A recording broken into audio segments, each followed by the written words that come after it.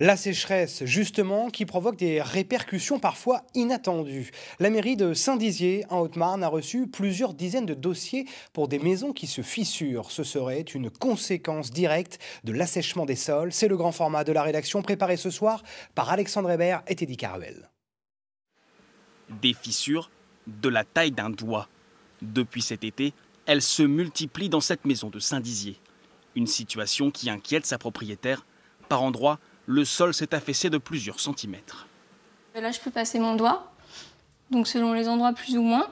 Mais du coup, ouais, le sol, en fait, il s'affaisse. C'est vraiment à ce niveau-là qu'on a remarqué, parce que par exemple, sur les autres cloisons un peu plus loin, il n'y a pas forcément cet écart qui s'est causé partout. Donc on pense que ça fait vraiment que ça s'affaisse comme ça.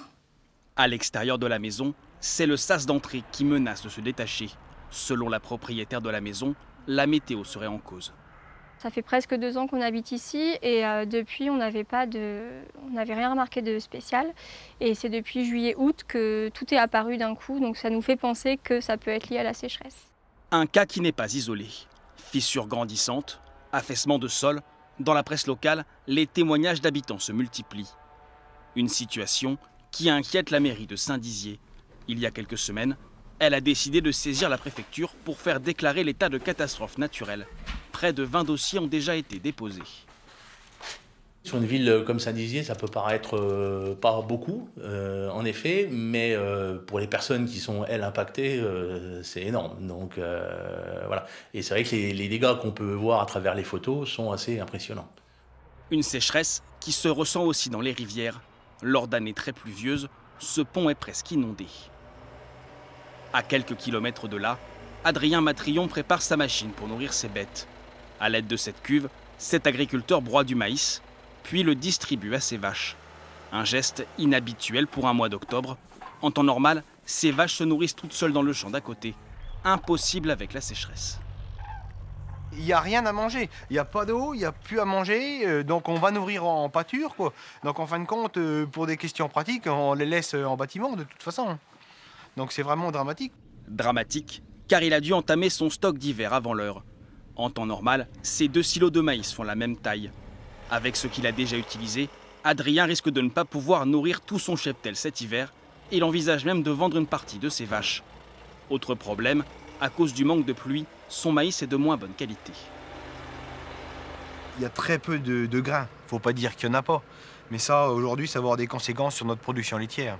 Quelles conséquences justement? Eh ben, va falloir acheter des aliments autres pour complémenter nos vaches. Et donc ça, un coût supplémentaire et avec une baisse aussi du litrage par vache. Mais c'est dans son champ que les effets de la sécheresse sont les plus forts. Ici, la terre ressemble presque à du sable. Une terre dans laquelle ces plants d'orge ont bien du mal à pousser. Plusieurs semaines après le semage, certains grains n'ont pas germé, une autre source d'inquiétude pour cet agriculteur. Il y aura des endroits où ça sera vraiment levé, il y a des endroits où ça ne sera pas levé du tout. Donc est-ce qu'on va conserver la culture en place ou pas? Aujourd'hui, l'incertitude, elle est là, quoi. Une sécheresse qui a touché toute la région, avec des sols extrêmement secs. Pour trouver un taux d'humidité aussi bas à la même période, il faut remonter à 1959. Selon ce météorologue, cet épisode a été exceptionnel.